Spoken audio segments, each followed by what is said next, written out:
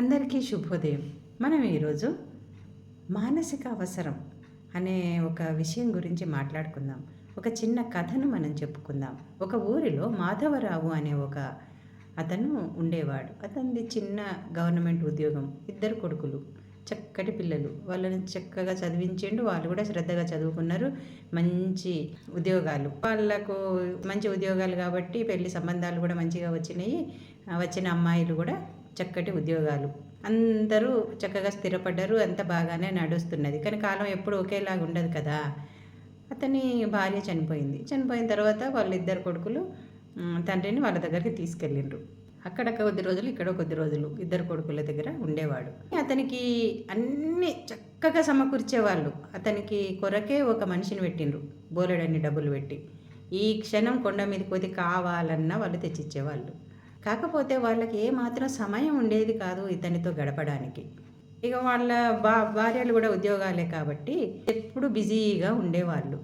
ఇతను బాగానే ఉన్నాడు. అప్పటి వరకు వాళ్ళ ఊర్లో మంచిగా ఆ పనులు ఈ పనులు చేసుకుంటూ వాళ్ళతో వీళ్ళతో మాట్లాడుకుంటూ ఉండే ఆయన ఈ కొడుకుల దగ్గరికి వచ్చేసరికి పూర్తిగా ఇంటికే పరిమితం అయిపోయి చాలా జబ్బు పడ్డాడు. అయ్యో ఇదేంటి మా నాన్న ఇట్లా జబ్బు పడ్డాడు అని వాళ్ళు ఎంతో బాధపడేవాళ్ళు. బాధపడి ఈ డాక్టర్ దగ్గరికి ఆ డాక్టర్ దగ్గరికి అతను ఏదైనా ఇంత కొంచెం ఇబ్బంది అవుతున్నది అని అనగానే వెంటనే డాక్టర్ దగ్గరికి తీసుకుపోయేవాళ్ళు. అన్ని పరీక్షలు, అవి మందులు, చక్కటి ఆహారం అన్నీ ఇచ్చేవాళ్ళు. అయినా కానీ అతను రోజు రోజుకు తనలో తనే కుమిలిపోసాగిండు. మనిషి ఆరోగ్యం పూర్తిగా క్షీణించసాగింది. ఇక చివరికి అతను బెడ్లో ఉండే లేచి కూర్చోవడం కూడా అతనికి ఇబ్బంది అయ్యేది. ఈ కొడుకులేమో ఇక వాళ్ళ బిజీలో వాళ్ళు ఉన్నారు. ఇక నాన్న ఆరోగ్యమే గంత అని వాళ్ళు అనుకున్నారు. ఇక ఒకరోజు కొడుకు తను ఉదయాన్నే రెడీ అయ్యి ఆఫీస్కి వెళ్తుంటే తండ్రి అతని వైపు దీనంగా ఇట్లా కూర్చొని దీనంగా చూడసాగిండు. చూస్తుంటే అప్పుడు కొడుకు చూసి, ఏంది నాన్న, ఏది అడిగినా నీకు తెచ్చిస్తాను కదా, మళ్ళీ నువ్వు ఎందుకు బాధపడతానో చెప్పు అనుకుంటా వెళ్ళిపోతుంటే ఈ తండ్రికి సేవ చేయడానికి వినియోగించిన మనిషి అతను ఏమన్నాడు, బాబు నాకు ఒక్క 2 నిమిషాలు నాకు మాట్లాడడానికి టైం ఇస్తారా అని అడిగితే ఏంటో చెప్పు అని ఆ కొడుకు అన్నాడట. అనగానే ఇతను అన్నాడు, అది కాదు, మీరు అన్నీ అతనికి బంగారం తింటా అంటే కూడా తెచ్చిపెట్టేటట్టు ఉన్నారు. మీకు ప్రేమ లేదని కాదు, కానీ అతనితో కొంత సమయం మీరు గడపండి, అది కోరుకుంటున్నాడు ఆయన. నేను ఎంత సేవ చేసినా కానీ, నేను పనివాడిని అయితే కానీ కొడుకునైతే కాను కదా బాబు. మీరు ఎంత బిజీ లైఫ్ అయినప్పటికీ కూడా, మీరు ఎంత బిజీగా ఉన్నప్పటికీ కూడా కొంత సమయాన్ని మీరు అతని కొరకు కేటాయించండి అని ఎంతో అనునయంగా చెప్పిండట ఆ సేవ చేసే వ్యక్తి. ఇక ఆ అబ్బాయి వాళ్ళు స్వతహాగా వాళ్ళు కొడుకులేం చెడ్డవాళ్ళు కాదు కదా, మంచి వాళ్ళే. ఎందుకో ఏమనిపించిందో ఏమో, ఇక అతను వచ్చి కాసేపు తండ్రి దగ్గర కూర్చొని, ఏంటి నాన్న ఏమవుతుంది అని ఏదో ఒకటి మాట్లాడి, అప్పుడు వేసుకోవాల్సిన మందు గోళీలు ఈయన వేసి, నేను వెళ్తానా అని చెప్పి వెళ్ళిపోయిండు. ఆ కొద్దిసేపు అతని దగ్గర ఆ కొడుకు కూర్చుండేసరికి అతని మొహంలో ఏదో లేని వెలుగు వచ్చిందట. అయితే ఇప్పుడు ఇక ఇట్లా ఆ కొడుకు కొంచెం గమనించిండు తండ్రిని.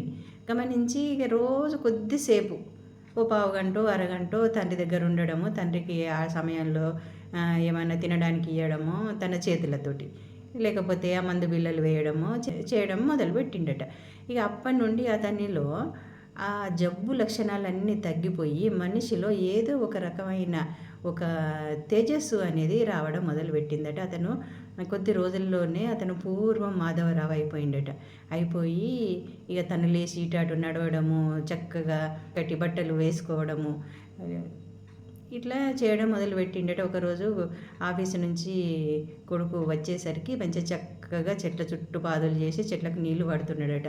ఇదేంటి మా నాన్న అంత జబ్బు పడి ఉండే ఇంత మంచిగా అయిండు అని అతను తనలో తను అసలు ఏం జరిగింది అని ఆలోచించుకుంటే, ఏం లేదు, గత 1 నెల రోజులుగా తను తండ్రికి సేవ చేస్తున్నాడు కదా, దానివల్లనే నాన్నలో ఈ మార్పు వచ్చింది. అంటే నాన్న మానసికంగా బాధపడుతున్నాడు, అతనికి శారీరకంగా వచ్చే జబ్బులు పెట్టే ఇబ్బంది కంటే అతను మానసికంగా చాలా బాధపడడం వల్లనే అతను అట్లా అంత అనారోగ్యానికి గురి అయిండు అని ఆ కొడుకు అర్థం చేసుకొని అప్పటి నుండి తండ్రికి కొంత సమయాన్ని కేటాయించి ఆ తండ్రి దగ్గర గడపసాగిండట.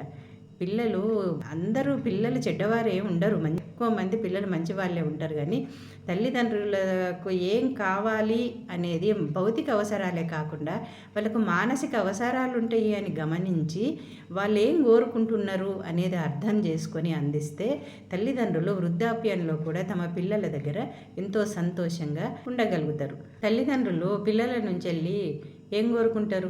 చిన్నప్పటి నుండి పిల్లలను పెంచినప్పటి నుండి నాకు నా పిల్లలు ఏ అవసరంలోనైనా నాకు నా పిల్లలు ఉన్నారు, నా పిల్లలే నా ధైర్యము, నా పిల్లలే నా జీవితము అనుకొని పెంచుతారు ఏ తల్లిదండ్రి అయినా కూడా. ఏదో భౌతిక అవసరాలు తీర్చడమే మాత్రమే కాకుండా వాళ్ళ మానసిక అవసరాలను పట్టించుకొని పిల్లలు కనుక తీర్చినట్టయితే వాళ్ళు ఎంతో తృప్తిగా ముఖ్యంగా జీవించగలుగుతారు. పెద్దవాళ్ళు కోరుకునేది చివరి దశలో పిల్లల ఆలంబనే కదా, ఏమంటారు?